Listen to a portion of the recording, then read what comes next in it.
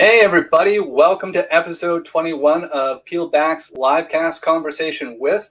Today I'm interviewing Danielle Grant. Danielle Grant is the founder of Your Mindset Mentor. She's also a no bullshit mentor, an entrepreneur, podcaster, corporate dropout, and spiritual gangster. I love that title. Thank you. Danielle hosts the Mind Vibe podcast, providing entrepreneurs with deep wisdom on abundance, mindset, entrepreneurship, and the soul as well. She's also now a co-host with Trevor Turnbull on a new LinkedIn live show called the Entrepreneur Live Stream, which is not busy speaking to the camera and supporting soul transformation. She may be found supporting entrepreneurs in her local community, deepening her meditation practice, being a yoga gypsy soul, or flying the sky under her paraglider, which is pretty awesome because last time we chatted, you were just doing some training around that. So Danielle, welcome to the LiveCast. Thank you so much for being on the show today. Thank you so much for having me, Gene. I'm so excited to be on. Oh, that's a easy pleasure to have, and super glad to be able to do this conversation with you today. Honestly, I'm a little bit nervous because you're a bit of a big deal. What? I am totally. not. Okay, let me ask you this. This is good for people to see this. Why would you think that? Why would you put me on that pedestal? Well, I look at that like. Your podcast, I think, was the first one I was interviewed on after I kind of went, oh, you know what? I'm going to go down this coaching journey. And so for whatever reason, I've been listening to yours on Spotify, and you're always so polished, and you just got this like great presence on LinkedIn. And I'm mostly on LinkedIn. I know you're on Instagram and other places, and it's just really cool to have somebody that's just like, that I'm like, man, I want to get as polished as Danielle one day. I dig that. I appreciate that compliment. Thank you so much. So I know my words aren't totally going to do justice to you, your journey, where you're at and everything else. So I always like to find out from you, like where you're at and what led you here. And I know we got a couple of interesting questions from your media kit I'd love to ask at some point too. Yeah, for sure. I mean, currently I am the CEO and founder of a spiritual personal development company called Your Mindset Mentor. I've had it for about 3 years, but if I backtrack, it really started, my journey for this really started when I was 15. And I had found myself in a psychiatric ward because I wanted to take my life. And that was the first time I understood mindset. And that really led me down a path of understanding personal development on a deep, deep level. And I came to realize that personal development wasn't really getting me what I wanted. I wasn't really ascending or evolving to the way I thought that I could. And that allowed me to start to explore attachment to thought. And that got me into understanding Buddhism and what their idea of attachment to thought and how they detach. And that really helped me understand the ego, the subconscious, and the conscious. And I did that for about 15 years. By myself. I didn't talk to anybody about it. I didn't share my experience with anybody. I worked in the corporate world. I worked in sales and marketing, had very lucrative jobs, loved it. And then in 2017, I lost my job and I had no idea what I was going to do, but I knew that I wanted to leverage the online space because that's the way that the world was kind of going. I wanted to see if I could do it. And I started with an e-commerce store, and then I slowly pivoted, and now I have Your Mindset Mentor. And up until 3 days ago, I had a really great business, and then I decided to kind of blow it up and not necessarily go a different direction, but just get a little bit more refined in what I talk about. And that's kind of where I am right now, current day today, which is an interesting space. Well, like we were talking about before the start, like blowing it up, like that's I see kaboom, like I literally see the kaboom cartoon going off. So tell us I see that more as an evolution. So like, what's that been like that 3 days, being able to catch you at like literally the pivot point is really interesting for a lot of people, and a bit of a peek behind the curtain that a lot of entrepreneurs and founders might not be willing to get into. Yeah, I'd love to dive into it. As someone who listens to my podcast, I'm pretty vulnerable and willing to share those experiences to that exact point that I think there's not enough entrepreneurs that share, so that we think we're crazy when we experience them. But, my biggest pivot came when I talk about mindset and the journey I've been on. I've been understanding consciousness and the spiritual being for 19 years, which is a long time. And it's kind of a newer age concept to us. And there's so much more than we've ever known about it nowadays. And I found myself as an entrepreneur. For starters, I moved out of an e-commerce store was my first big pivot because it wasn't really impactful. And I was like, if I'm going to put all my energy into this, I really want something to be impactful. And so that's why I pivoted to Your Mindset Mentor, which was still something I was very passionate about. But basically 5 months into Your Mindset Mentor, I started to become more enlightened myself. And I started to hear more downloads and more information that wasn't really mainstream, but it was making sense. And then I was finding books that I would never get in a bookstore that was explaining this information to me. And so I realized that I really am someone that's here to share this information and to bridge this gap. And majority of my one-on-one clients actually are on that journey. And so what I realized was what I was forward facing was fine and it was impactful and it was great, but I was holding myself back from what I really wanted. I really want to talk about this spiritual stuff, but I was afraid of judgment. I was afraid of people telling me it was woo-woo, all that stuff. And I've been hiding the secret. I don't even like to say I've been hiding the secret, but I've been actively trying to step into this place for 1.5 years. And what I mean by that is trying to write content, trying to make a pivot. But every time I would do that, I was met with resistance. And so I knew I wasn't ready and I stopped fighting it. But I realized that I can't do that anymore. And I think a lot of entrepreneurs are there, they forward face their business a certain way, but underneath it, there's a deeper meaning. And there's that little bit of judgment or worthiness or who am I, imposter syndrome. Right. And if they can move beyond that space, then we can evolve and get to the next space. Like you said, I didn't blow up my business. I evolved my business. Yeah. And it's a really scary thing to do. Like I really felt like this is like the worst thing to say, but I felt like I was leaving my baby in the dumpster, like I was like, oh my God, like this thing I've worked so hard towards and I'm so passionate about and drives so much impact, but it wasn't true to me. And it needed to be true to me because at the end of the day, as business owners, our businesses ultimately are about us and what our actual desire is based on what that business provides. And so, yeah, I had a podcast interview with a guy who just the light bulb went off and I was like, I got to do this. I got to just go full on. And I made a decision to get rid of all my clients, any partnerships I had in that avenue of my business. Some people might think that that's crazy, but I call it trust. I just call it trust and alignment and knowing what I'm doing. The word that comes up when I hear that is like, that's courage. That's courageous, right? Like courageous from the point that you were okay enough to go, this is who I really am. This is what's been speaking and something in you. And like the universe is going, Danielle, listen to us. Fine, we'll get louder. And you finally went, all right, let's go. And that's usually like when the doors really blow off everything is when you truly step into that part. So, you know what, I want to honor that. Like that's a huge thing. And a lot of people would be like, the risk tolerance to be able to do that alone is huge, to be able to like, I'm going in a totally different direction with brand new, like maybe it sounds like a brand new set of clients and brand new direction, but it's also not, because you've been slowly building up to it. You said one of the things you mentioned is that you've been like stepping into this a little bit and getting that resistance to go, wow, this is what, let's change. You're like, am I ready to change my identity around this? And, like your subconscious went, that's change. We hate change. And now you're like, screw it, we're doing it. Yeah, and when I look back, I was journaling it out the whole time. That's mindset work 101 is the ability to keep stepping into something and have that trust and that courage. But when I look at my journals over the last 3 years of this particular entrepreneur journey, I've been journaling, trying to get through this for 3 years. So I think that's important for people to hear, like, we think everything should be perfect right out the gate, but our businesses and we are as people are about an evolution. And, you have to honor that and you have to welcome that, but also be willing to step into it and to challenge it. Because if I didn't, I wouldn't be where I am today. If I didn't try for the last 3 years to at least try to step into this place, I would never be ready for this opportunity right now. Right.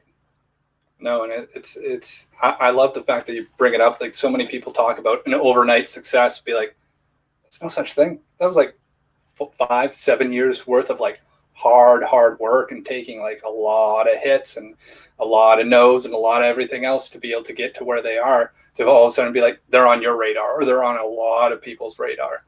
So that's, I think that's right there. If anybody's listening to this, that's the biggest gem, is like, you've been doing a lot of work on this, on yourself, to be able to serve, to like show up and serve in that way. Yeah. And I think I want to highlight that because what I've come to realize, 2 things. One is I was of that mindset at the beginning too, like, oh, I can build this $1 million business. Everyone's telling me I can do this, like, wow. And then about a year and a half in, I was like, no, that's not true at all. This is going to be a long game. Like, get settled in, because this is a long game if you actually want to build a legitimate business. Yeah. So just for anyone listening, but to the other thing I want to say to that is, I don't even know where I was going with that. There was something there, but I just lost it. Next conversation. It'll come back. It was a good thing. Good point, though. Well, it was meant to be. It'll show back up for us. But yeah, that evolution. So you said you were on a podcast and something just finally hit. And was it like an aha moment? Like, can you like sit there and see and feel that question that went, oh yeah, this is all different? Yeah. He's a gentleman of mine that I really admire and respect. And he's in a mastermind that I host. And he's a very successful entrepreneur. He's, lost it all, come back, rebuild that whole story. And so I just really admire him. And we've always had really great conversations. And so he invited me to be on his podcast. And ironically, on the Friday before, which was last Friday, he had asked our mastermind to review this one podcast that he felt vulnerable to share. And I reviewed it. And I reviewed it from my lens as a mindset coach and in spirituality. And as I was listening to it, and he was asking questions of like, I'm so curious, like, why is this a hiccup for entrepreneurs? Like, why do we experience this? And I was like, I know that answer. I know what he's seeking. And so when we were in our conversation, he said to me, I was going through my 3-step mindset framework. And he said, what's the best thing someone can do to work in their mindset every day? And I said, do a limiting belief of the day. And he was kind of like, what do you mean? I'm like, yeah, you're working through your consciousness, you're moving your energy, you're actively getting ahead. And right away, I could tell the piece that was missing. He couldn't understand the value in that and what the value in the energy work and the consciousness and siphoning through the subconscious. And that's when I went, that's the person I want to work with. They've read all these things, they're successful, and they think that there's nothing more. So they've stopped seeking it. But there's a whole nother dimension of information. And that's when the light bulb went off for me. I was like, that's why I need to show up, because he's the person looking for the information I'm not sharing. Yeah. And then today on our mastermind call, he asked another thing and everyone gave their business answer. And I said, I'll give you a spiritual answer. And he just looked at me and he's like, you're the thing everyone's looking for. And it was like, ding, there it is. I made the right move. There's the validation. I did the right thing. I listened to myself in that moment that it was time to move, and I made the move, and today I got validated. So that's pretty cool. What did that feel like in your body sensation to do that? Was there much resistance, or was it just like, oh my God, we're doing this? I'm curious to hear that. No, I've been ready. I've been trying to step into this place like actively. So this was a big moment. And in terms of what my body felt like, my heart chakra, as soon as I let go of my last partnership and I closed my laptop, immediately my heart chakra released that energy. And it was like I was having an anxiety attack for 6 hours because my heart chakra was finally dispelling of any of that last little low vibrational energy. It was like the most transformational experience. Oh, wow. Yeah. So for people that might not be in the aware, like, can we pivot just to talk a little bit about chakras and energy a little bit? Yeah, for sure. Absolutely. Yeah. So when you say chakras, what does that mean to the person that's never heard that term before, and the way that you talk about expelling that energy? Yeah, so we have a chakra system that is called energy centers within our bodies, and they start from our pelvis and they work their way up to the crown and above. And obviously I won't go through them all, but you guys can look it up. And what they are, they're energy centers that actually live inside of our being that we can't see. And each different energy center holds different emotions or experiences of our lives, or different aspects of who we are as a spiritual being, which is all energy based. And this could be a little bit high level for some people, but this could also expose some people to this idea. And so every one of us has a chakra right here in the center. And it's the chakra that's connected to our soul. And so when we make big decisions in life, or we let go of big self-sabotaging behaviors or big limiting beliefs or healing or forgiveness, that's the chakra that's the last, like, I'm going to let it go. And so when that happens, when you make a decision to let go of something and you made a decision, your soul has made a decision, it has no choice but to somehow rid that experience and those lower vibrational things from your being. And where they live is in these energy centers. Right. And so to release them, the energy center releases. And then to us, we feel like we're having an anxiety attack because there's so much energy in the center. And that's the simplest way to put it for someone to understand it. So it's just like that's that last moment of release. And then you're like, oh my God, what have I done? And then when you come kind of out of that moment, you're like, I did the right thing. Yeah, and it's the ego that's freaking out. Like, we made the wrong move. And so that's where you get that anxious feeling. But if you just sit back and trust and be, you start to hear and feel that it's okay. Awesome. Yeah. It's really cool. Like that was a great explanation of it. And, you know, we've got a couple likes. So that showed up. So obviously that was resonating with people that are watching right now. So thank you, Brandon. So hence why I'm making the shift. Yeah. This is the kind of stuff I'm going to be talking about. Well, it's interesting that you bring up, like, because one of your posts today, and I have it up on my other screen, so if I'm looking, that's where I'm looking at, is I really liked your daily, you crossed out to do and put intentions, finding a limiting belief. And then you talk about applying a 3-step framework. But that's a really, like, that's awesome to be able to, it's like, what's your blind spot? What's the thing that is holding you back? And, like, being brave enough to say that or put it down. It's an interesting practice. So how did you come up, like, where did that speak to? And then maybe let's talk about, if you're willing to talk about your 3 steps to work through that limiting belief on a daily basis. Yeah, that's a really good question. So that one really came when I started to become an entrepreneur. As I started my entrepreneur journey, I didn't understand the mindset of it or really any of it. I understood mindset, but I didn't understand the parallel of the journey. And as I got started, I was up against all this resistance. And I thought, what would I do if I was coaching somebody? And I was like, I would tell them to look at their limiting beliefs every day because that's what's holding me back. And so every day I just started writing down a limiting belief of the day. What am I experiencing in my mind that's negative? Where am I holding myself back? And then I formulated the 3-step mindset framework because after unloading all those limiting beliefs, I was like, I need to do something with these. I have to re-impress them and reprogram them once I brought them up. Right. And so I came up with the 3-step mindset framework, which is super simple. And this is where everyone overcomplicates mindset work. This is like the simplest thing and everyone fights me on it, but those that are consistent with it, their lives change. This is it. Number 1, what am I believing to be true right now? So if you're going through your limiting belief of the day, what are you believing to be true right now? I'm not good enough. I can't post content. I'm not creative. No one wants to hire me, whatever it is. The second question is, where did it come from and why am I believing it to be true? So now you're asking yourself, I'm identifying that I know that I actually don't want to believe this to be true. And I want you to tell me where it came from so that I can see it really clearly. And you'll typically hear like some surface level thing, or you'll know right away it was like a deep rooted childhood thing. It depends on what level you're at. Yeah. And then the third question is, what do I want to believe to be more true? So now you're saying, I'm going to take ownership of this thought and I'm going to introduce a new thought that's going to allow me to move and not be in this limited mindset. And so that's all I did. And I've been doing that for 3 years. Anytime in the middle of the day, it comes up, I right away do my 3-step mindset framework. And the biggest tip I can give on this, don't wait till the end of the day. Like, that's like saying I'm going to go to the gym tomorrow. Like, if your limiting belief comes up right in the moment, get at it right then and there, because that is the purest form of that thought. And that is the fastest place you can change it. I love that. And that's really important. Out of all that, the ability to be aware of it in that moment and flow of it and tackling it is so important. And obviously, if you've been doing this practice for like 3 years, just because somebody starts doing it tomorrow, don't expect it to like unlock your greatest and best world as well. Like, looking at these things and poking at them can start to bring up a lot of stuff. Like, on your second step is like, well, where did this come from? We all have our bullshit about like, oh, it's this. Start peeling a layer back. All of a sudden you're going to find out more often than not, a lot of these things, since I've been doing more of this work, is like, this stuff comes from when we were kids, unknowingly. Like, our parents, for the most part, I'm going to say generalize, most parents are trying to do the best that they can. And as a kid, we see something and we use it. And all of a sudden now that's like dragged into our 30s, our 40s, and our 50s, and no idea why we're being so reactive to what could seem like a very small tick against our ego. All of a sudden becomes like this huge attack. And you're like, wow, where did that come from? Yeah. That's why the subconscious needs to be a conversation. And it's not, because if people understand the subconscious, they understand that it's a recording system.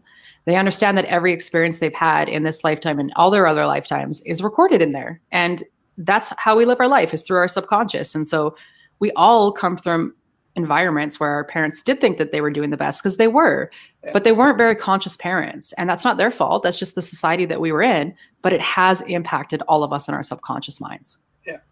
And I reference the subconscious as like a supercomputer, right? It holds on to everything. Like, we're consciously aware of so little, and it's picking up everything and going, does this match any stories we've got in here? Cool, let's stack it up. This is what that means. And God forbid we start to reinforce that by going, I can't do content. I can't do these interviews. And this is like, oh, you're right, you can't. And it's neither good nor bad. It's just going, this is what you programmed us, and this is what we're saying is good. So we're going to keep going. Is this what you still want to do? And then it's our conscious, I look at it as going, our conscious has that opportunity to go, well, there's the reaction. What response do I actually want? Yeah. Yeah. Yeah. And it just comes down to the fact that people aren't looking at that work. They're just not seeing the subconscious for what it is and connecting the dots of that our feelings and emotions and past live in there. And they're very relevant in everything that we do today. Yeah. Yeah. I think that's awesome. Like out of that whole list, like I say, that's the one thing that really jumped out the most. And then you have as well, like take the action on my one thing. Now, is that like your one big goal, or is that your one limiting belief a day, like working towards reprogramming it? That one is always a project in my business. So I always have one main project I'm always as my focus on. And that's the one I'm always moving forward. But, something you just said in there is so important. Like, it's the whole gym thing, like you can't go to the gym and expect a 6-pack in 1 week. You can't do mindset work in 2 days and expect your mindset's going to change. I'm a mindset mentor, and I've been studying this for 19 years, and I do it every day. Every day I'm doing mindset work, right? So it's not something that you just do once. It has to become a lifestyle. And I think that's why there's so much resistance around it, is because it's a similar concept to working out, where you have to build the habit, you have to create it, blah, blah, blah. And people are so resistant from moving through that first part based on their subconscious belief system and programming and patterning that they can't get to the next place to actually do consistent mindset work. Right. Yeah. You use the best word for that as lifestyle, right? Like you compare it to like going to the gym or going, oh, I want to lose some weight, so I'm going to go on a diet. What that tells me is like, oh, you want to do this for 30 days and then expect, years of horribleness to magically evaporate. I'm doing something called the 75 Hard program. So I'm on this phase 2 of it. And it's interesting seeing the group that is on Facebook for it. There's so many people that are like in week 1 or not. So it's like a 75-day program of like, it's billed as a mental toughness challenge. People are like, oh, I'm 6 days in. I haven't seen the scale move. And I'm having now to hold myself back from going, stop looking at the fucking scale. Did you think that you did this to yourself overnight? And same thing with your mindset. Be like, this didn't, like, who you are right now didn't happen like that. It took years and years of ingraining. So it's going to take years and years of trying to get that back to it, right? It's like, I use the gym reference a lot as well. Like, you got to put the mental health reps in. And if you want to have a strong life and you want to be less reactionary, you got to practice. You got to be okay with stumbling and falling and going, I don't know how to lift these weights. Maybe you put it in the reference of that. Like when you're starting the mindset stuff, you're lifting like the 2-pound weights. Cool. That's you. That's you doing more than you were doing before. Just keep doing it. And next thing you know, you're going to get to the 5 and everything else. Yeah. Like, I mean, a limiting belief of the day, like how much work is that actually? Oh. None. No. None. It's the emotional work, but that's the work that matters the most anyways. And it is that consistency too, right? Like this isn't a diet. This is a lifestyle. This is a choosing to live a designed life. In my opinion, is like, what life do you want? Do you want the one that you're still having? Because you can kind of project what you're going to have if you don't make any changes, because they're going to get worse. Yeah. Yeah. It's the work that you're doing is so interesting. It's needed. People need to wake up to what is, though, we're a spiritual being having a human experience. So we got to figure out how our human works, and we got to figure out how our spirit works. And that's not happening in our society. No, it's very like you said at the top of it, a lot of people used to, even 20 years ago, people would be like, oh, well, that's hippie talk, or that's very woo woo. And like, you have that one crazy aunt that's like all into the crystals and everything else. And that was like an eccentric thing. Now it's starting to become a lot more talked about, at least. And hopefully the work you're going to be doing is going to help accelerate that. Yeah, we're in a consciousness shift. It's happening. We're awakening. The consciousness is rising. So yeah, it's an exciting time to be alive. And that whole woo-woo conversation is changing. And I just want to say, like, 100% of my clients will get on the phone and like, no one's talking about this, but I believe it. And I'm like, so no one's talking about it, but y'all are believing it. Like, Yeah. why don't we start talking about it then? Right? Like, why are we all in our like own closets at home pretending like no one's being boo-boo when everyone is? That's stupid. Yeah. You know, and maybe it's like everything else. Be like, oh, well, it's not mainstream enough. Like there has to be some champions out there that will go chop down the trees and go, here's the path. And everyone goes, I knew it was there the entire time. Cool. Thanks, Danielle. This is what we're going to go do. That's how I feel right now. That's exactly how I feel right now. I'm in the forest. I'm like, I don't know, man, but just follow me. It's going to be okay. That's literally how I feel. Like, I trust me. Don't worry, everyone else. Like, do you know the flip side of that is like, does anybody else know the path? No. Right. So like somebody has to like cut a few wrong turns and somebody has to go off and be the first one to cut the trail. Yeah, but I will say though, like I have been stepping into this idea. Like this isn't, like I said, like I am stepping into this idea of being that person and like understanding that I will be at that level. And that's something that's not easy to step into. That's a big decision to be that person. Yeah. Yeah. And not one taken lightly, I imagine. No, it's a very important container. I mean, think about it. We're spiritual beings and you want to present what is to people that don't know what is. Like that's like the highest I think you can do. Yeah. So with this 3 days of like totally like this realization, how's that changed your one thing? I don't have a one thing right now. I'm just hanging out. I'm just listening. I just got off a call where some chick happened to do a channeling message and it was exactly what I needed to hear. I'm just being right now, totally being. Yeah. Yeah. No one thing. I don't even know what my new business looks like. I don't even have an offer. I don't have anything. I'm just like, it'll all work out. I love that. Well, if you're going to go down that spiritual journey and we talk about energies and everything else, like if that's not the most like living it, I don't know what is. Totally. I'm so excited. Like I've been waiting for this moment. I'm just finally like, yeah, finally. Like I don't have to hold back anymore. That feels so great. It's true. But I want to say though, this journey of over the last 3 years, it's always about that. It's always about evolving and stepping into your next person and being willing to do that because otherwise you're not moving forward. And I think a lot of people are afraid of doing that blindly. And I say like, everything's going to work out okay. I say that because I've lived through that for 3 years in my business. That's been my motto when things didn't work out. It's okay. Everything will work out. I'll get up tomorrow and we'll do whatever we need to do. And it's worked out. So I say that with confidence that if you come from that perspective, things work out for you. Yeah. Oh, things work out for you if you show up, right? And I think that's like that's that added part is like sometimes people feel that hit and go, oh, I'm down. But like they still got to get back up and get back moving again, right? What did they learn? Well, you've spent 19 years of learning and going through all this. Like, you're right. This isn't new for you. This is just, if anything, a new title and eventually a new set of offerings that is going to be even greater and bigger than what you had before because of each one of those steps along the way from going from, one of your things is selling $200,000 cars, starting your e-commerce, doing your mindset mentor, and now whatever this next evolution of, if it's that business or what that next set of offerings is going to be. Yeah. Yeah. I'm excited. Everything along that you've already learned and get to apply all the good stuff back to this. Like you're going to hit the ground running faster and harder now. Yeah. I think that's what people need to hear. I think people think that the setbacks are like hard. The setbacks come quicker and faster the more you do them. It doesn't take you a week to get up. Like, yeah, sure. In 3 days I've just been hanging out, but I'm not crying. I'm like listening and trying to make moves. I'm not upset. I'm like, let's move faster. So to anyone listening, you move faster the more you do it. Yeah. Well, I think as well, like by you sitting there and soaking it in, going, okay, listening for that next, like, well, I'll call it inspiration, but maybe it's not the right word, but like by moving slower, you're actually going to move a whole lot faster.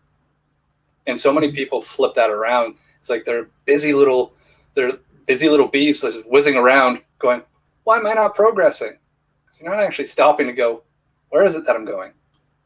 Mm-hmm. And you're giving yourself, from what I'm hearing is like, you're giving yourself a mountain load of that permission to go where I know where we're going to kind of go, what the message is. How am I going to deliver this? That's exactly it. And you know what I picked that up from was silent meditation. A lot of people are afraid to be in that space of listening because we're not used to it. But when you start to become comfortable with it, like you said, you realize how much power comes from it because there's a lot of intuitiveness in that silence. And that's where a lot of people's moves are made, are actually in that little silent break that you don't realize you need. We'll talk about like meditation, like, obviously meditation's been a huge part of what you've talked about in the past, and that it's really actually quite important for, well, anybody, but we'll say for entrepreneurs and people in leadership roles. And how did your practice evolve over the last 19 years? It's a good question. At the beginning, I wasn't really into it. I was really more in the personal development because that obviously meditation at the time wasn't really mainstream. But about, I don't know, 9 years ago now, I started to get into a little bit more for myself. I kind of dabbled, but I had the understanding that you had to suppress your thoughts. And so I wasn't doing it the right way. And then about 5 years ago, 6 years ago, I found myself in Thailand, and I was really drawn to the Buddhism temple. And I had like Buddhas, they're behind me, whatever. They've been in my life my whole life, but I never really understood it. And that was the point where I started switching to understanding it. Because that's when I was like, oh, wait a minute, this whole personal development thing and this attachment to thought I'm missing. That's when it really happened. And that's when I started getting into meditation more, because that's the space where you can hear your attachment, is when you're in a meditative state, whatever way you want. The point of suppression, why people think they have to suppress their thoughts, is because it's supposed to be silent, but that's not true. You have to let your thoughts up to show you what you're attached to so you can clear them before you get silent. And so I kind of did that. I studied with Buddhist monks for a bit, really got into information. And then when I started my business, I was like, this is a business strategy. Successful people use meditation, and I understand the deliverance of consciousness and channeling and intuitiveness. And I see why successful people do this, and I'm going to be committed to it. And I haven't missed a meditation since. And I will actually say that I basically built my business off meditation. Anything I've put out as an offer came through a meditation. By being okay for what surfaces and what bubbles up in that stream, right? Yeah, well, and when you do the work and you become comfortable with silence, you start to hear yourself, your higher self, in a different space. And that's where you start to get these ideas from, is actually that space, which is exactly the space I was just talking about that I'm in right now. I'm just not in a meditative space. I'm just not feeling and consuming. I'm just being right now, right? Yeah. How does someone get started in it? And second question, you talked about doing it right or wrong, which I think is a bit of a misnomer when it comes to meditation. I don't know if there really is a wrong way to do it, as long as you're practicing and trying to get stronger. Again, we go back to the putting in the reps. Yeah. The only thing that's wrong about it is our society perception that we're supposed to have a silent mind right out the gate. That's the only reason that's wrong with it. There's no right or wrong way in meditation. There's many ways to meditate. There's different types of meditation. But for someone to get started, the first thing is you have to realize that if you've never let your thoughts out, they have to come out. They have to come up to the surface. So there can't be an expectation that, and this is what the Buddhist monks taught me, because I said, like, I can't get my mind to be quiet. And they were like, you're doing it wrong. Allow the thoughts to come up, listen to them, become with them, and then just say, I release you. Let them go. Try to find some silence. You probably won't find any for a bit. You might have some more thoughts come up. Observe them. Let them go. The more that you do that, the more that you'll find yourself releasing the thoughts that you've been trying to suppress, the more that you'll find those little time frames that are a little bit more silent within your meditation. And you can use Calm apps, you can use YouTube, like there's everything. But the number one thing is stop pretending like your mind's supposed to be silent. It's a great tip. And I think it's really helpful for a lot of people, because like they want to be right about it and do it the right way. Be like, just let that stuff come up. And you mentioned about the observing component to it, right? And that I think ties to the detachment of that thought. A lot of times when we're in it, we're like, oh my God, that thought is me. No, like that thought is just a thought that you had. Look at it, go, oh, okay. And then, like you say, sending it on your way. I think that is like that big leap for a lot of people to be able to take and be okay with just even looking at that thought before they start truly detaching it and going, thank you for showing up. Yeah. And the other thing too is people need to give themselves forgiveness for not being consistent with a meditation practice right away. Like it's the same thing with the gym. Like if you haven't gone your whole life, you're not going to be consistent right out the gate unless you're super powerful in your mindset. You're going to have inconsistencies, but don't beat yourself up over it. Like, hey, yeah, I missed a day or two. I'll get on the horse again tomorrow, or I'll get on it again tomorrow. That's the other really important part of meditation that keeps people away from it. It's like, if you miss one, it's okay. You got a new day tomorrow, or you even have a new moment later in that day too, right? Yeah, like I'll meditate in the middle of my day. Like if I'm super stressed out or something's not working, I'll be like, I need to just meditate. I just need to chill my vibe, like get my energy down and just chill out. And it makes such a big difference. How long do you meditate? Like what's a normal meditation in the life of Danielle Grant? About 15 or 20 minutes would be a normal meditation for me. Yeah, about 15 or 20 minutes. That's the thing about meditation. It's not like, yes, the monks go and they're seeking enlightenment. Like they're seeking a certain thing. When we talk about meditation, it's about allowing us to move beyond those attachments. And it doesn't require hours on end or like certain silence. It just requires consistency. So if you did 5 minutes of meditation for 365 days a year, paired with a limiting belief, you wouldn't even know who you were anymore. Oh, the amount of change that you would see would be incredible. Yeah. And it's just, part of my talk and with my clients is like, I encourage them to focus on like that 1% improvement, because over that course of the year and over a course of a decade, it's just like, it'll blow you away about what you can do. And just having little things like you say, finding a limiting belief, there's 5 minutes. Doing a meditation, 5 to 20 minutes. Like we're not even at half an hour yet. And I guarantee so many people waste their time, you're wasting your time like listening to this. Like hit 2x if you're re-listening so you can get to your meditation later on. But we blow so much time on these damn things as it is. I'm pretty sure we can find 5 to 25 minutes in our life just to do that one thing. Yeah. And that conversation really comes down to the ego. If your ego is in control of your life, you're not even considering meditation, or you're not even, if you're someone who you're kind of considering meditation or you're considering changing your habits, your consciousness is asking you to go that way. That's why you're being called to go that way. Right. So, for someone who is open to exploring this, there's a reason why you're considering it, and don't be afraid of it. Check it out. Yeah. Yeah. That's awesome. It's changed my life, man. Well, and just like that, we're almost at 40 minutes, Danielle. I want to be respectful of your time as well. So, where did I just had a question and it totally just ran away on me there. Oh crap! It totally evaporated on me. I'm going to default to my main question. Is like usually I ask everybody, if you could give yourself advice 10 years ago, what would be that one piece that you would give to yourself? And in your case, maybe even like 4 days ago, like what is that one piece that you see be like, man, if I did this 10 years ago, what would that have changed? That's a really interesting question, because at 19, I wanted to be a motivational speaker and people told me I couldn't. So I was actually trying to go this direction then. And I wish I would not have listened. I wish I would have executed, because at the time I had started a blog in the infancy of the internet and it was thriving. Yeah. And I totally listened to everyone else tell me that I couldn't do it. And, when I think about what I would say to myself, you can do anything. And I've lived by that. And that's why I am where I am. And if you ask me what I would have said to myself 4 days ago, just get up tomorrow and put one foot in front of the other, is what I would say to myself. 10 years ago, 4 days ago, get up tomorrow and just put one foot in front of the other. I love that. You're taking action, right? Like that's daily imperfect action. Yeah. And that's that imperfect part is a part a lot of people miss. They miss that I am. Yeah. And, I introduced that to myself at the beginning of my mindset journey or entrepreneur journey. When I was like, you just got to take daily imperfect action. If it's 5 minutes or 8 hours, just every day, daily imperfect action on your business. And eventually you'll get there.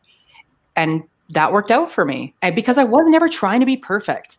When I put content out, I wasn't looking through the lens of like, is it perfect? I was like, oh, it's great. Looks good to me. Let's put it out. And my content is pretty good for the most part, but I trust that my content is good. Yeah. And it took your journey to get there. Like 3 years ago, it was good for what you could produce then. And now it's good for, I'm giving you props at the start of this for looking up to it, right? So like it is that imperfectness that allows, if you can really embrace that imperfectness, it allows you actually to go, what's the possibility if I took that one step, right? Like, how many people are going to dare to even think about what are the possibilities if? And I find, maybe that's a better question for some people to be asking themselves versus what if? Because I think what if comes with a lot of negative connotations. Like, what if this all goes horrible? Like, that's just where we default to. What's the possibilities if I do this today? I think that that's such an empowering question anyone can ask themselves, because when I think about what I asked myself at the beginning, it was that, well, what if it did work? Like, what would that look like? Like, what if it all worked out, Danielle? And I was like, I'm going to go that way instead. Yeah.